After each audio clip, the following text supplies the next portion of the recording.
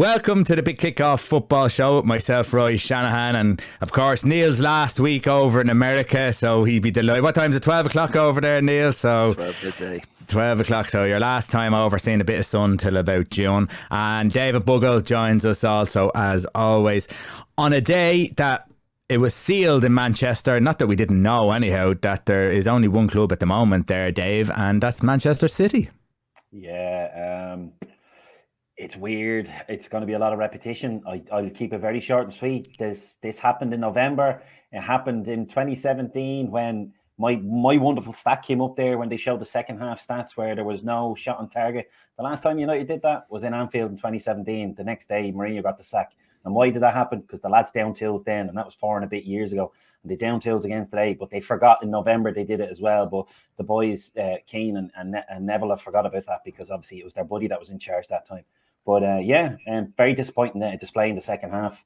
And then there's rumours abound now already that allegedly Ronaldo was going to be dropped, and then the famous hip flexor showed up again, and he ducked out. And Keane kept hinting at it a little bit, so I wondered did Roy know something about it, but obviously didn't want to stick his head out and say he knows exactly what it is. But the fact that he said something wasn't right, maybe there is an element of that rumour. But as he said as well, all the tweets are going to come out now. Oh, we'll give it socks, lads, and the usual nonsense. And unfortunately, lads, and this is weird, I might have to hang up my mic. 2 weeks in a row, I'm agreeing with Jamie Redknapp, and it's just not right. Like, he was the only one who had the bottle to go through some of the players and say he has to go, because no one bothers doing it. It's always tactics and managers and everyone else's fault. Dave, do you think they actually down tools, or do you think that they're just not good enough? Oh yeah, like down tools. Personally, it is a disrespectful thing to say, but they do. There is an element of giving up as well, though. There's no two ways about it. It certainly happened in the second half. Now, who doesn't? When Leeds were 3-0 down against Liverpool, they gave up. You know, teams do it where it's just like, oh, let's just get out of here, and so whatever. But United have done it for a long time now, and as the one thing Roy Keane said, and I agree, that's inside you. That's not a coach. That's inside you. Whether you have that drive or not to body your arse, to just fight it till the end, and knowing the club that you are and in your greatest rivals. Like the last 3 matches against their great rival, the 2 against City and against Liverpool, are unforgivable. No matter what type of caliber of player you are, it's unforgivable to go out and play like that. So very, very interesting. As I said, this Ronaldo thing might kind of fester, but it might just go away. But it's still a bit interesting that it's starting to creep out there. So I don't know if it's just shit stirring or not. But you're enjoying it. Yeah. But much of the same from United, unfortunately. And then City showing their class. And there's no shock City are better than United, whoopie-doo. But the 4-1 scoreline obviously was just the proof is in the pudding, you know. Yeah, Neal, when you look at Manchester United, they've actually gone on a very good run since Ranieri's been there. There's a big gulf in class. When you watch the game today, Manchester City players are so much more comfortable on the ball. There's no panic, where Manchester United seem to be always panicking on the ball. I wouldn't say, actually, maybe that's a bit harsh. Not always panicking on the ball, but when they're under pressure, they don't seem as comfortable as Manchester City. We look at Liverpool playing the other day against West Ham. West Ham give a good account of themselves, and other teams seem to give a good account of themselves against these teams, but Manchester United don't seem to. So is it that there's an attitude problem at Manchester? I think it's a number of things. I think you're playing in the vein that your manager wants you to play. And you look at Pep and you look at Klopp, you know, they're playing on the front foot. They're the team in possession. They have their 70% or 65, 70% possession. They're pressing the opposition deep into their half, and they're pushing up the field. When you play in a different manner, so West Ham can't play the way Liverpool do, the way City do, but they play in a way that they can manage 90 minutes, which against Liverpool was to drop off for 85 of those minutes and hit them on the counter. Man United tried to do that today. The difference is when you're playing Liverpool, when you're playing City, they press you right to the final man, right up as far as your goalkeeper. How many times today did you see, and I think it led either the second or the third goal, where Fred was in possession or Wan-Bissaka was in possession, they were pressing the edge of their 18, and there's just no out ball. And that's the biggest killer. So, you know, it's one thing saying you can play like that against every other team in the league except for Liverpool and City. And City proved that today. It's a gulf in class. They're comfortable on the ball, but they press you with an intensity that when it comes down to it, you cannot handle it. You cannot handle City pressing in your own 18-yard box relentlessly for 90 minutes. I thought United did well for 45, and I think they've proved in the last few games even, you know, they've got a good 45 in them. But since Ranić has come in, they don't have a 90 in them. They do not have a 90. But my God, it was exploited after 15 minutes into the second half. Game over. So Neal, look, because you were wanted to talk about possession. I think it was 70-30 possession today for Manchester City. Possession is key to an extent. But we've seen it before with Leicester City, where they gave up possession and they had a game plan. So is possession key, or is it just like what you do with it in the final third, I suppose?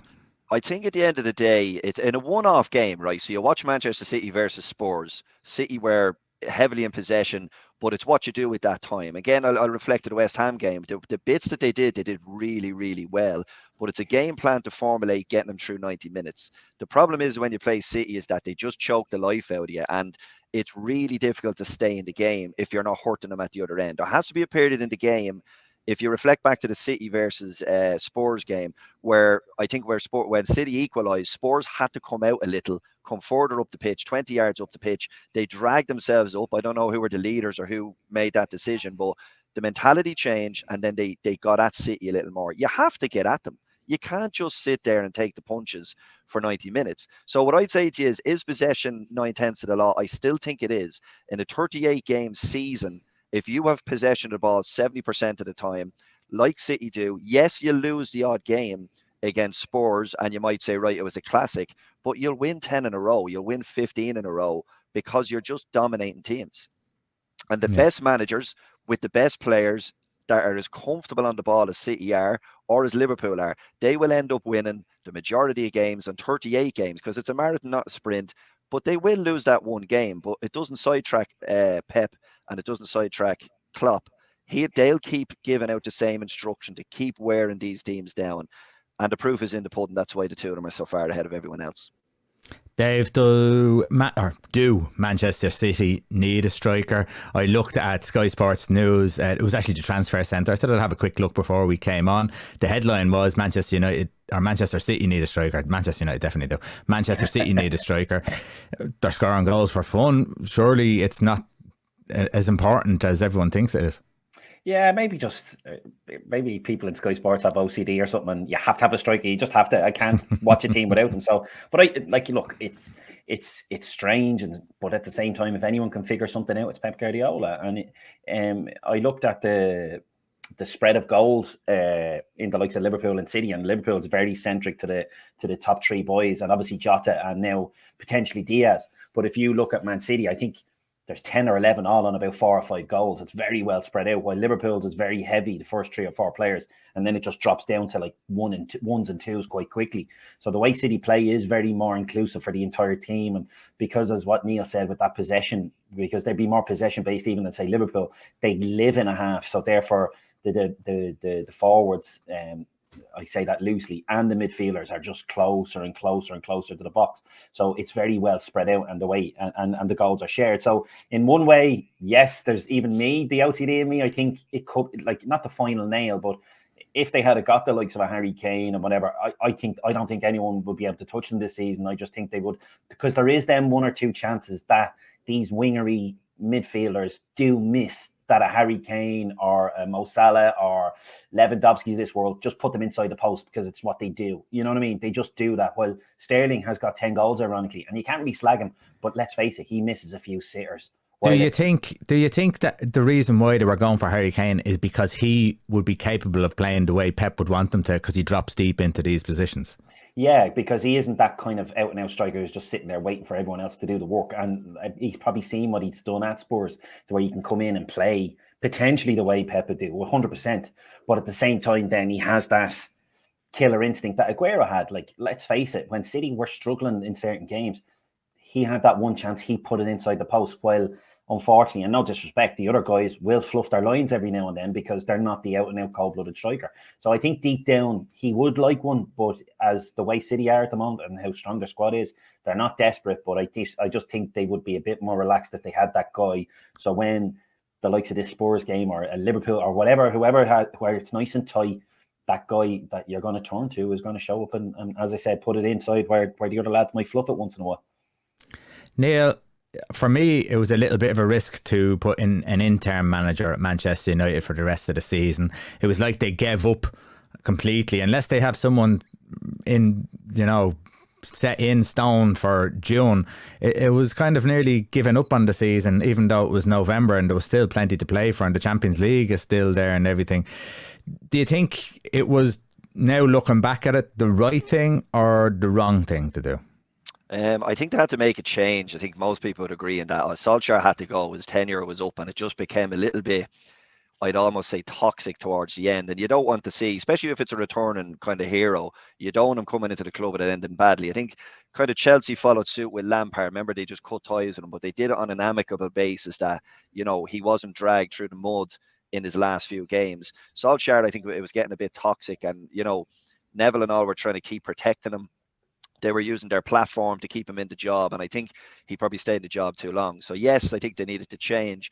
The interim manager, look, sometimes it works out. Sometimes these guys come in on a 6-month basis. Chelsea did it for years. Roberto Di Matteo, they used to turn a manager over, and all of a sudden you go on this run and everything, it papers over the cracks. With Ranić, there's something just not right at Man United, and Keane and Neville hint at it all the time that the upper echelons aren't right, the back room isn't right. And you can see it clearly on the pitch. And I think you just end up getting swallowed at the moment at Man United, that it doesn't seem to be a fun place to be. They hint at it today about even on the pitch. The players on the pitch spend too much time whinging over fouls and calling for frees and pointing and gesturing rather than just getting on the bloody job. So it does feel like they need a presence to go into that dressing room that I'd say almost Tuchel-esque, where he goes in there and there's a ruthless streak. I wouldn't give a crap if it was interim manager or permanent manager. It's got to be a guy that's ruthless, that can handle your Ronaldos, your Fernandes, your Maguires, and just go in there and clear house. It's my way or no way. And I don't know if Rangnick is ruthless enough for that. But then again, who is a big enough ego? Mourinho's been in that dressing room. Is there a bigger ego? I don't know. There's something toxic in that dressing room. There's something toxic around the club that seems to just swallow these players up. Do you see something in Ranić, though, at all that says that he's going to do a good job when he steps up? Because he has dropped players. He has taken players off and doesn't seem to be too bothered about the reaction, and he'll talk to them. He's very cool, calm and collected, very German, I suppose. Do you see anything in him that kind of says that actually he might make good, hard, strong decisions when it comes to players in and players out? How hard is it to make an opinion on the guy? He's under the microscope all the time. I think he speaks brilliantly. I think his interviews are always calm and collect. There's a bit of talk gone into it, which again, maybe is the German side. There's something in the second language maybe working in the background to make sure it comes out a little bit more polished. So he does say the right things. But, how can you judge Man United in the last 5 years of transfer policy, the Sancho signing, Ronaldo signing? There doesn't seem, I know people can say there's no plan, but they don't collectively look like they're going anywhere. You look at Marcus Rashford, he must be one of the biggest talents in the last 10 years in the Premier League, but he has fallen off a cliff. This is a kid, 20-something years old, who will not run on a football field. Where have you ever seen it? Go right to the bottom league team at the moment. Go into Norwich there and say, right, what players aren't grafting and giving it their all? No one ever talks about Norwich not running. Why are we talking about Man United players? But do you see Atten in Ranić that's going to say, right, we're going to get rid of these players? I think he's left them out. He did it with the fullbacks immediately. I don't think he had in the midfield, I don't think he had maybe the luxury of swapping her out the way he wanted to, but he's definitely left people out. He's tied with his back line, but I think it's a big ask with the squad he has. Look at what the fringe players are. Would you be bringing Lingard off the bench and thinking, this is my answer for an option today to switch to 3 up front or whatever it was? Yeah. I think he's hamstrung a little bit. It's patience. Transfer windows are a bit of an Achilles heel because he can't just come in and bring in 3 or 4 players he knows and loves, because he didn't come in till late and he probably doesn't like to make rash decisions. If he goes upstairs, I think with him it's going to be a year or two, because I think with him going upstairs, and obviously he can feed in the info to the new manager, and obviously if he's part of setting up the process, I think that's where you'll see it, like providing him what he wants to do. Will he be strong enough? And he's after having a look inside the dressing room that most probably wouldn't have. You know, and I think him going upstairs, if he's able to kind of just keep this, who cares what happens this year? Because it's obvious there's a cleanup that needs to be done. And I think deep down he knows it, hence why the two fullbacks were dropped immediately. He plays around with the front line a little bit. Certainly Ronaldo dips in and out, and obviously whatever about today, but he has dropped him once or twice. And he knows that he needs to maybe try and test a few people and test a few guys. Because even Wan-Bissaka, now don't get me wrong, I don't rate him all that much, but I thought he tightened up a little bit when he came back in. Boy, because he tasted the bench for a few weeks. It's not rocket science. You can give them instructions all day long, but guess what? Sit on that bench for a while and all of a sudden they're geniuses, you know, and that's what's happened. Now, I'm not saying he's going to be the answer. He's not I don't think he's the future, but it's unfortunately going to be a bit of time and a bit of patience. And if he does go up, it might be the answer, because if he can go up and go, right, lads, I've seen it all now from top to bottom, and here's what we need to do. Look what I've done elsewhere. I'll bring some of that, but I'm going to bring some top level excellence, because last time I checked, this is United, and that's why we need to act, because they don't act like Man United. They haven't acted like Man United since the great Scotsman left. You know, it's like History Channel stuff, the way they used to slag Liverpool. That's what it is now. And now you have two of the History Channel lads on the punditry, and they're boring you to tears. You know, saying shaming you. They've been doing it for 5 years, and you're only perking up now. Like, I'm not interested. It's boring. You know, a bit of patience, bit of time, bit of honesty in what's actually on that pitch, as well as always pointing fingers at managers, because it's always managers' fault. But let's be honest about some of these players and say, right, it's time to clean up. It's not going to happen tomorrow, because you can't get rid of 10 to 15 players. It's 2 or 3 at a time. Look at Ferguson, like he was a Whiteside, Robson and McGrath, 3 superstars, but he knew he had to get rid of 2. You know, same with Kanchelskis, Ince and Hughes. Like, you have to make these bold decisions. So that's what's probably going to happen in the summer. It's not going to be the ultimate answer, but 2 or 3 big names are going to have to go. 2 or 3 are going to have to come in where they might have to say, who are these guys? But at the same time, all of a sudden, they're hard-working, honest players who put in a shift, and you go, okay, I can see where we're going. And it's going to take time. Champions League spots next year, they got third or fourth is good enough. You're not going to overnight be as good as City and Liverpool, and everyone and mother should know that and realise that and understand that it mightn't take as long as, say, Newcastle, because of the spending power and where they already are, but it's going to take 3 to 5 years, like and a bit of luck in order to knock on that door. But within a year, they're going to be at them again if they're 5th and 6th, because there's no such thing as a bit of time and patience in projects anymore. Yeah. But deep down, lads, be honest, it's going to take a minimum 5 years to be threatening Man City or Liverpool at the very top, isn't it, really? Well, it all depends on... It can't happen in a year.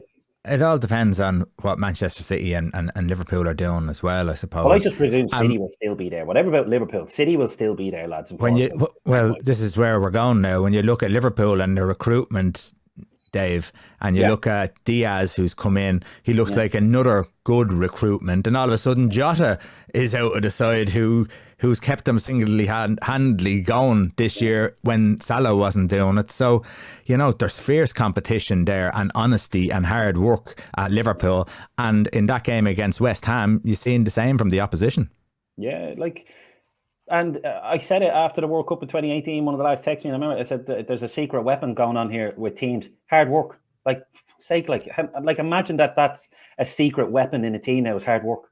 Like, it's pathetic. That's the way the modern game is now. Like, you know, and when I said about the 1 and 5 and 1 and 6 players, like, that's like Frank Lampard said it way better than me. Players nowadays do not realise the standards they need to hit in order to be at the very best. They just don't realise what they have to do, the sacrifices and the hard work they have to put in every day of the week. You know, work that bit harder for a half an hour after training. Like, it was a famous one on BT a couple of years ago, because the Everton fans put it up and said, I hope we get a bit of this when he comes in. And he was talking about Ferdinand being a bit of a fancy boy striker / attacking midfielder, and he couldn't head a ball to save his life. But he stayed after training for an hour or two every day for weeks and months with one of the trainers heading the ball, and became one of the better players. Same with Lampard. He came in every day and tried to practice goal scoring, coming in from deep. Like, you work on this thing. You know, you look at the top elite sports people, whoever they are. Look at golfers. They practice nearly 12 hours a day, Monday to Wednesday, before playing the 4 rounds. It's relentless in order to be at the very best. And these guys are more interesting. God knows what they're interested in, mate. But that's why we scratch our heads nowadays. I know we're grumpy old men, but it's a sad state of affairs where hard work is a secret weapon nowadays. Neal, is that what got Liverpool through against West Ham? Hard work? hard work, Roy, and a Bit bottle of of luck holy with water Lanzini's over the miss. goal. Yeah, holy moly. It was like watching the game. Now, don't get me wrong, it wasn't a throwback to years ago where you were behind the couch when there was a set piece or a corner. Like you were taught West Ham would have, they botched all their corners. They never got over the front man once. So I'd say Moyes is fuming over that because that's where they got a lot of joy. And you could see, you know, Antonio getting into Allison in the corner and they're trying to get into his head. It was Neal, can cool. I just jump in there for a second? Yeah. Yeah, I'm back. He is shocking. He was shocking. End of. Move on. God Yeah, love him. yeah. The day's Striker, hero you are not Antonio had a bad Antonio. game. But he was. But West Ham needed something delivered into him, I think, better from a set piece, but they didn't do it. But on the ball, I guess he was exposed as a kind of a, I'll give you a 1 and 9 He was goal on his own, I'll ratio. give him that. Yeah. But he leads the line. West Ham have a game plan. For Liverpool, Roy, I mean, how they didn't concede a goal in that game, I do not know. If I'm being very critical of them, and I mentioned it a couple of times a few weeks ago, this thing of Liverpool playing the high line, standing still, and then roaring at the linesman, waiting for that flag to go up, and then it does go up, and they still have a go with them. You're playing a risky game. Someone is going to get in. And West Ham, the one where it was a Lanzini ran through the middle, I mean, the midfielder didn't pick him up. We were wide open at the back. He runs through, should have absolutely buried it. Alexander-Arnold had a go at the linesman and then laughed after the game saying, "Oh yeah, I gave the lino a bit of a roar, but actually I was wrong." In other words, I got away with one. They absolutely got away with one. They did, and actually on that one, Neal, Konate and Van Dijk were all over the place, dragged out to the left, and it was really their fault because they hadn't protected the centre. There was no need for them to go anywhere. So, and they followed it up, Roy, in the second half. Do you remember the one to cross in from Souček where it was a Lanzini again that missed that one where the hopped, he took the touch and then he put it over the bar. But that again, I didn't see any analysis done on Match of the Day this week. But like if that was us in a back four, I couldn't believe Trent Alexander-Arnold was 4 yards ahead of everybody, and he can see everything because it was coming down the left. He can see everything coming in. He's caught out of the wrong position. The gap between Van Dijk and Konate was massive again. And then they turn around as if, oh, we're okay, and there's a guy in between the two of them. It is shaky. Like there's a lot of work there that Liverpool still need to do. So if you look at a weakness, lads, I'll let this go with you, Dave. Then, seeing you're ready to go. If you look at a weakness, then for Liverpool in this title race, when you compare them to Manchester City, because they both have firepower, is that where Liverpool could lose it because they're a little bit open at the back?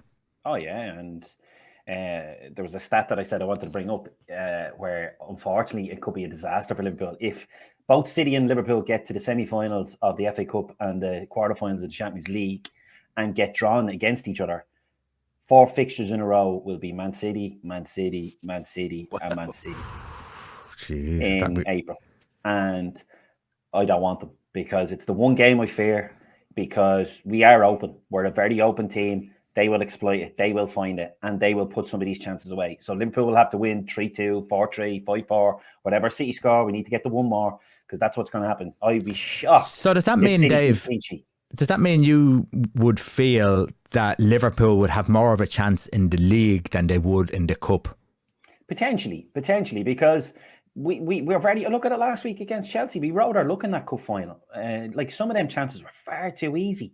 And I noticed it today at United, but I noticed it a lot with Liverpool. The heads aren't on a swivel in the back line. They're not looking around at danger. Because the only reason why I wanted to bring it up is just if you see, I can't remember whether it's the first or second goal for United. Harry Maguire is in the middle of the park with no one around him. He doesn't look around anywhere. And there's 1 or 2 bodies in little pockets where, but whoever else was beside him, they're not looking around where it's danger. And then it's all this last minute scrambling and it looks ridiculous.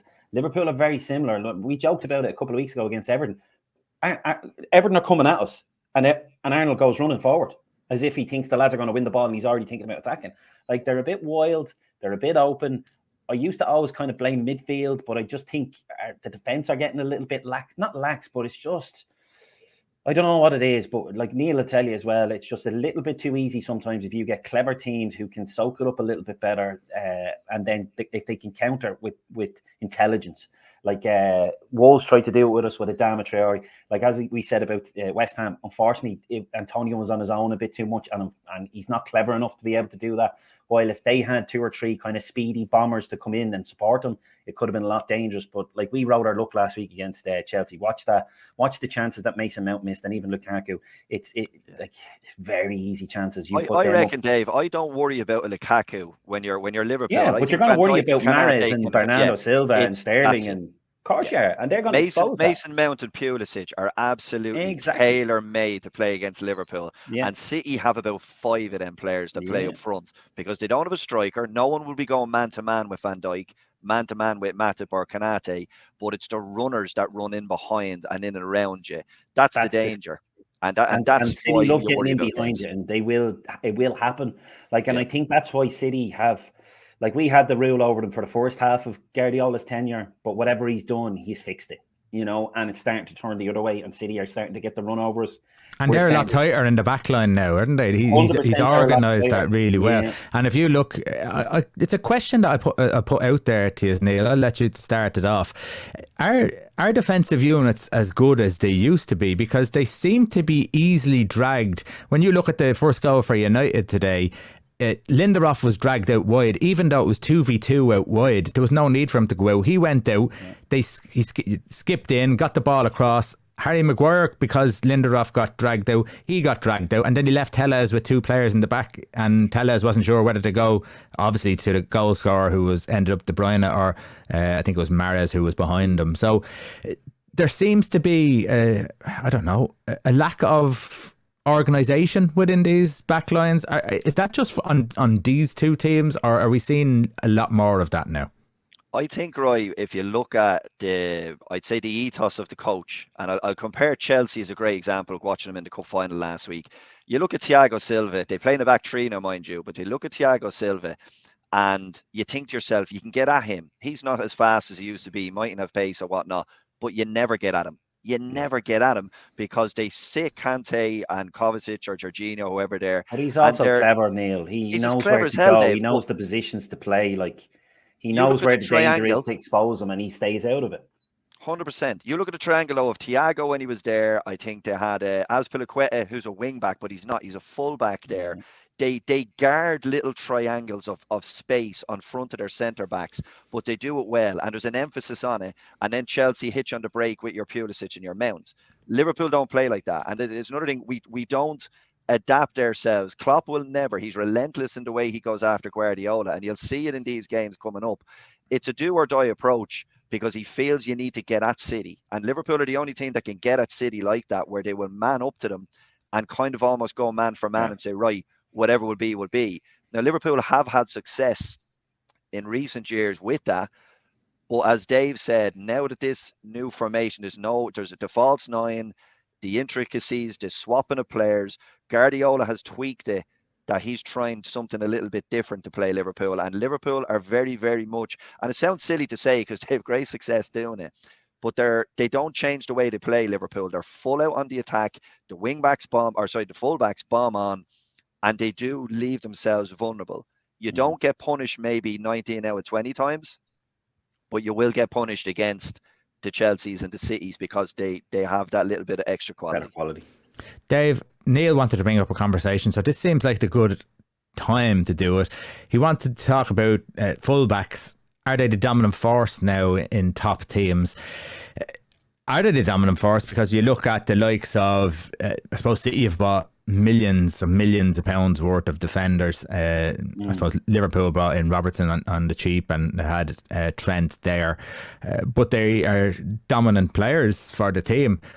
But do they also create the problems that we're discussing in the back line? Yeah, it's a bit of both, and I think that's why we have those great debates about are they great defenders, are they great forwards. But I think some of them aren't necessarily great defenders, but it is the tactics and the way things are played nowadays. And like what I said about City, and I suppose Liverpool to an extent now as well, after tweaking over the years, it's about breaking the lines, because the 2 banks of 4 and the kind of solid defending became very hard to crack. And it's like, what are we going to do? Well, we need to get these lads coming in late, kind of breaking at full speed, and it's just a little pass, and all of a sudden they're in behind the back line. So that's why they become important with the new tactics to try and break these two banks of four the way the Mourinhos and Benitez's of this world mastered it. And that's why they become such an important part in trying to score goals. But in a weird way, it means we get to see a lot of goals because backlines are vulnerable, including the cities and Liverpool's from time to time. So as important as they are, I wouldn't kind of break down individuals and say like he's brilliant, he's not, he's great at this, but he's shy at that. I think it's more the tactic that, as he said, it leaves centre halves vulnerable. It leaves the other fullback if he doesn't bomb on. I think it's the way it's done nowadays to try and break these, especially in the big boys, this kind of two walls. And it's kind of like, as I said, that burst of speed. He's coming from deep and they're playing around the middle and they know he's coming. And as soon as he's about to hit that line, they put the through ball in, they get in behind, because it's what they need to do to try and get in behind these defenses and try and create some chances, because it's very difficult when you've got 9 lads literally camped outside an 18-yard box. So it's the way you have to do it in order to score goals and be attacking. So it's a poison chalice. It's great for us because we get to see some good play and good attacking football, but it also gets to see us seeing goals the other way, because it can be a bit wild, especially when it's a real open game and a bit wild and open. So yeah, they're good players, but it's kind of like, yeah, you have to be good at going forward now, almost as it seems to be more of a necessity than it is to be a good defender, because Alexander-Arnold this year has kind of got going again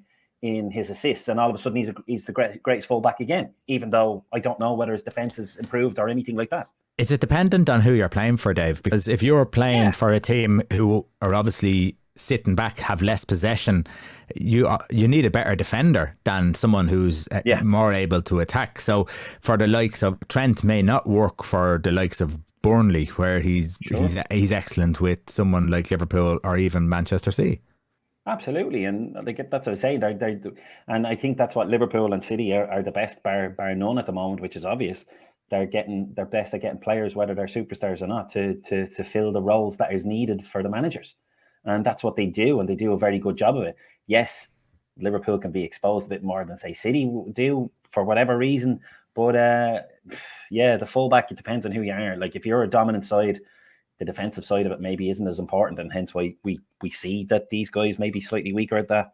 But it's a very interesting position, and but to be honest, lads, and it's starting to come up a lot now, and it is a hinder. It's the stats. The stats can hinder everything, and that seems to be very important nowadays. If you don't have goals and assists, you're not a good player, which is bullshit. Absolute bullshit. I could list off a lot of players who are getting a lot of credit and they're not that good.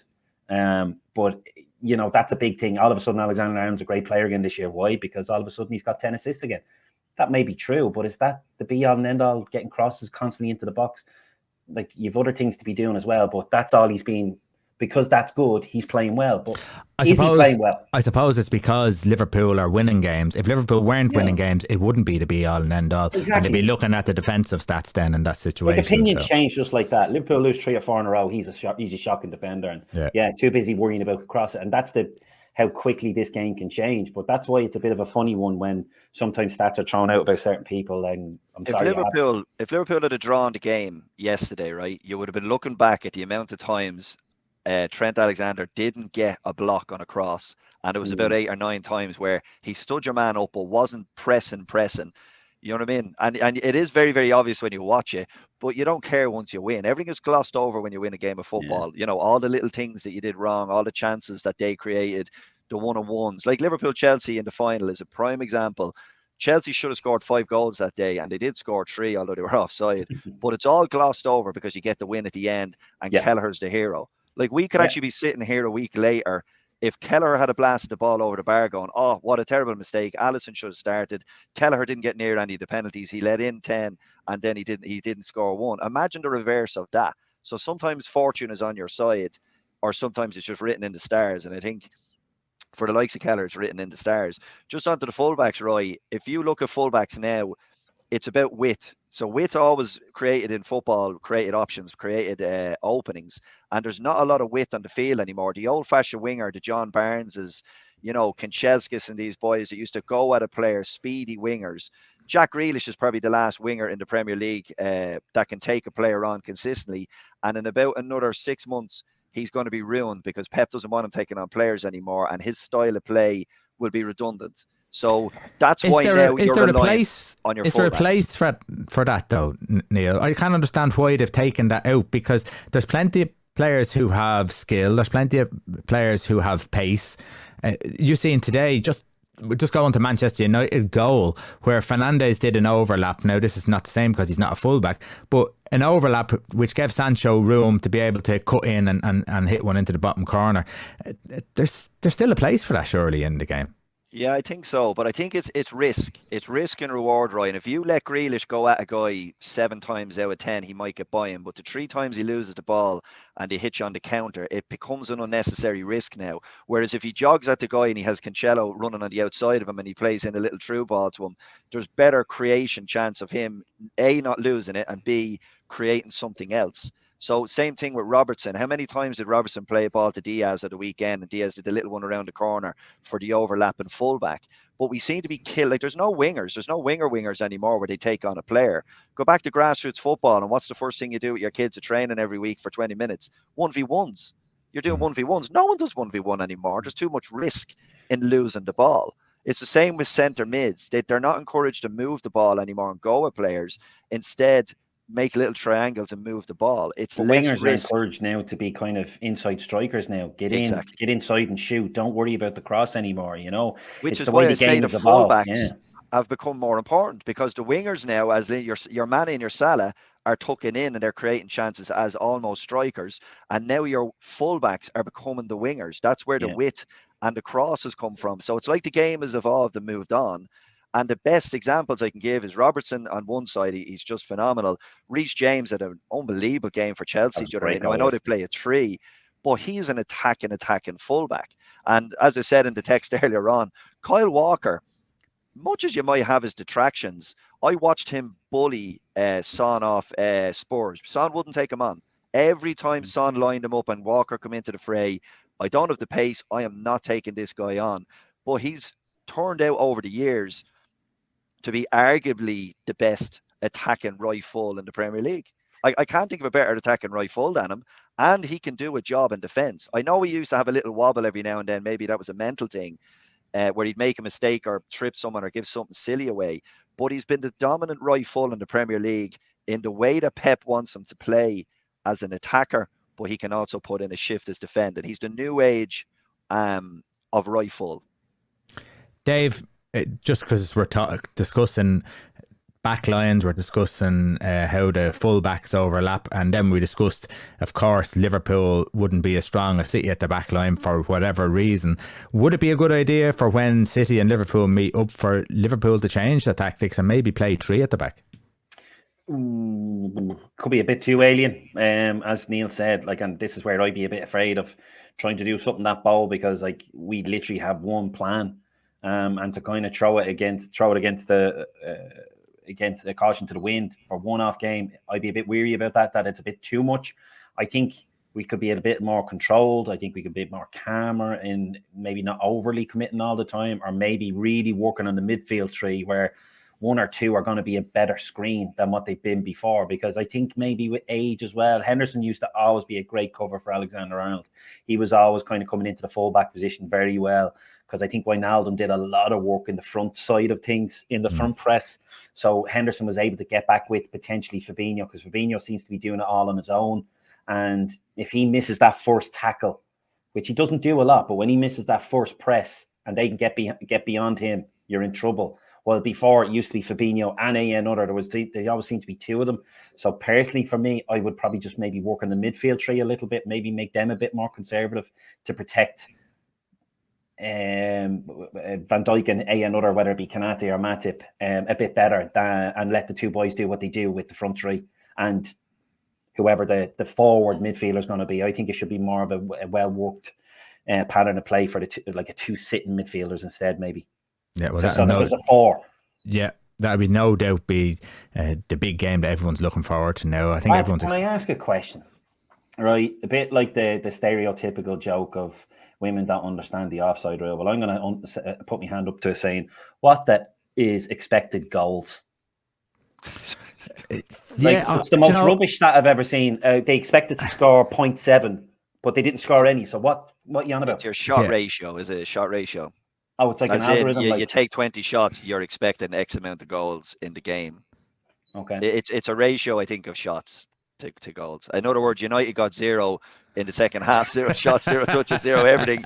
So the expected goals is 0. Yeah, because City's was like 0.7 something, but I was like, yeah, but they got 2. So why is that necessary to actually put on the screen?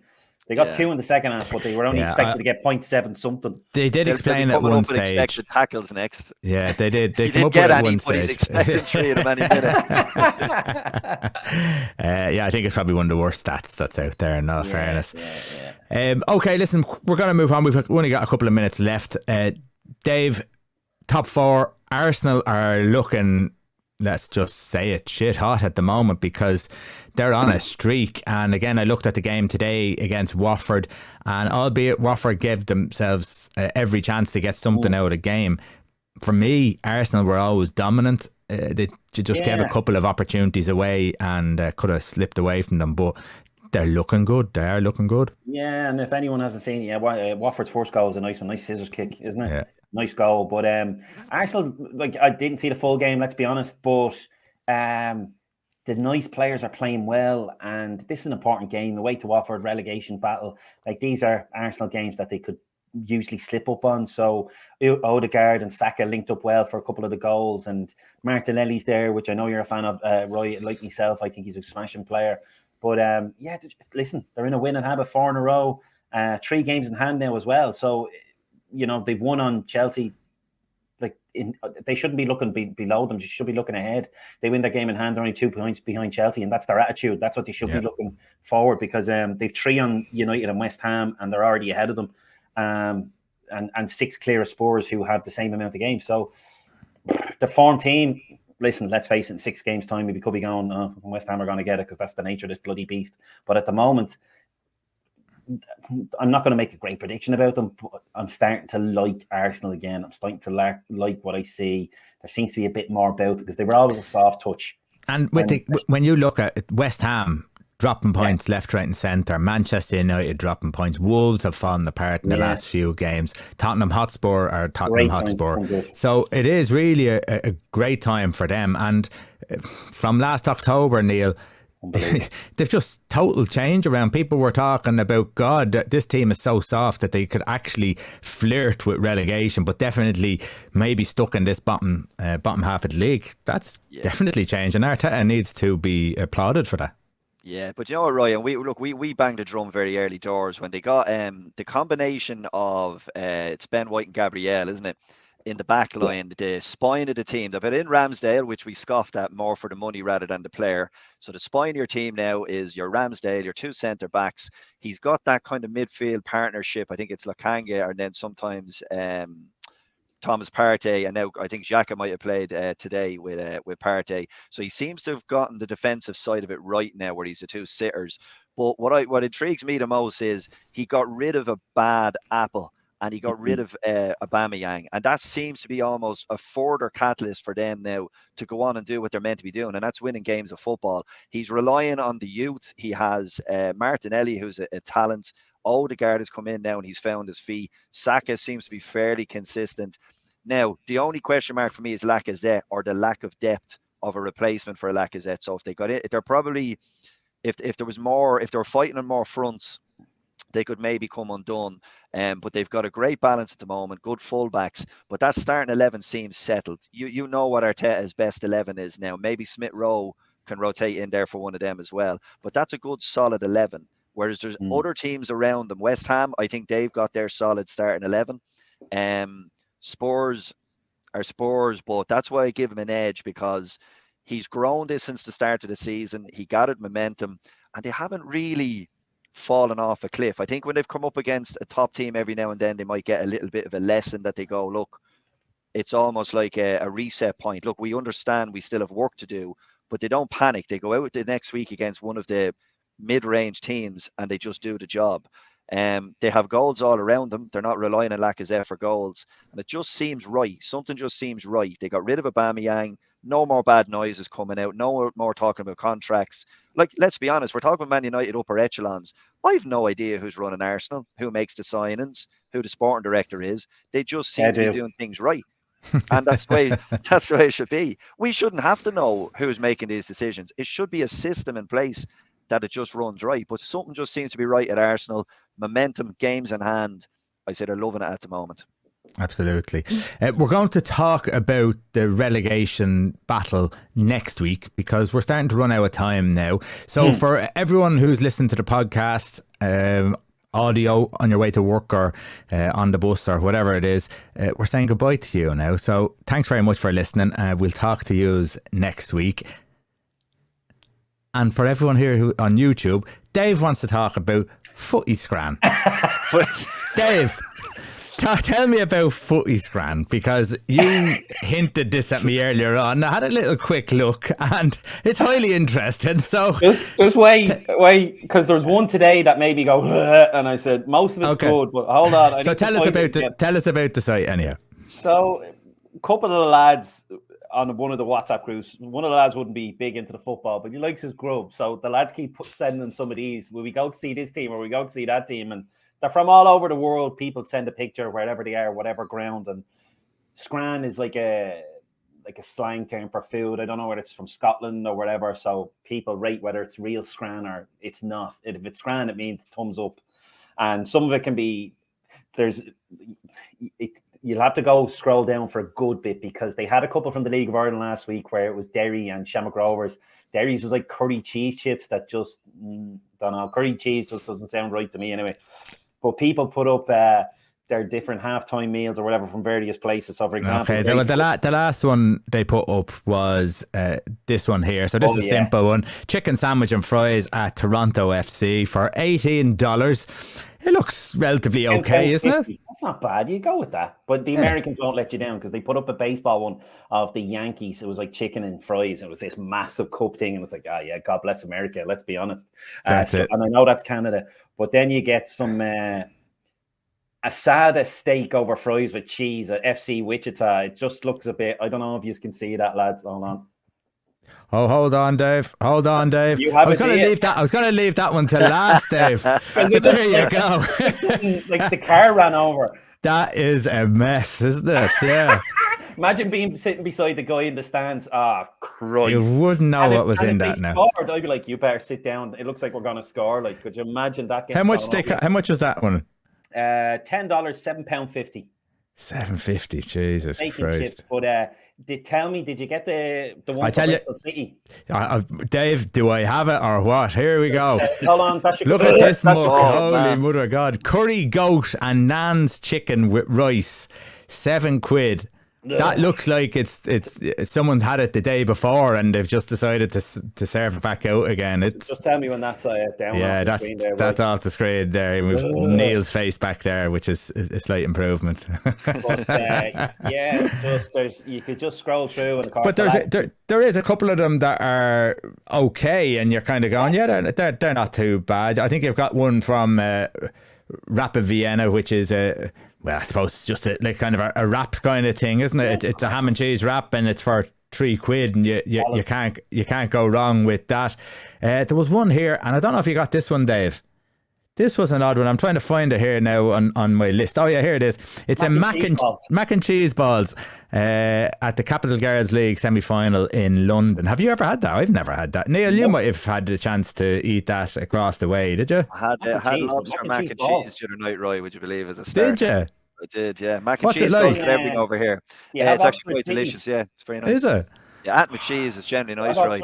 I tell you what I had last night, lads. I went to an ice hockey game last night, and I went up to get nachos. And I don't know if you've ever seen the Homer Simpson nacho hat. They had it. Yes. They had it above the nacho hat, and I went, "Wow!" Imagine someone sitting in the stadium saying, "I'm a nacho man." Imagine if you're sitting behind him, you'd have a field day. You'd be just there. Actually, it was only for show to let you know it was nachos, but it was kind of like just a plastic piece. You could get all rain nachos, but you actually couldn't buy the nacho hat. I wonder how much it would have been if we had it if it was for sale. But yeah.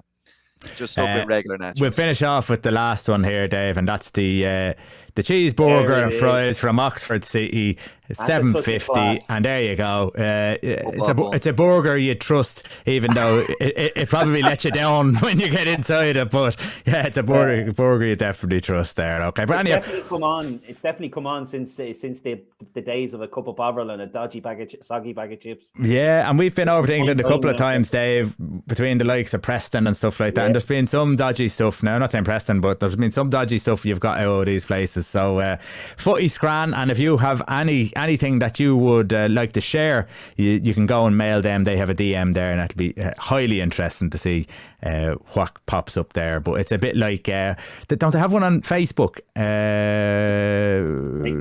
Rate My Play. That's kind of what it's like there. So it's a Footy Scran, Footy Rate My Plate. Okay. Listen, we're going to leave it there. Dave, Neal, thanks very much, and thanks very much for yous for watching. It means the world to us. We'll talk to you next week. There must be an international game coming up soon. I think it's a couple of weeks' time, so we'll be doing some international stuff as well. Talk to you soon.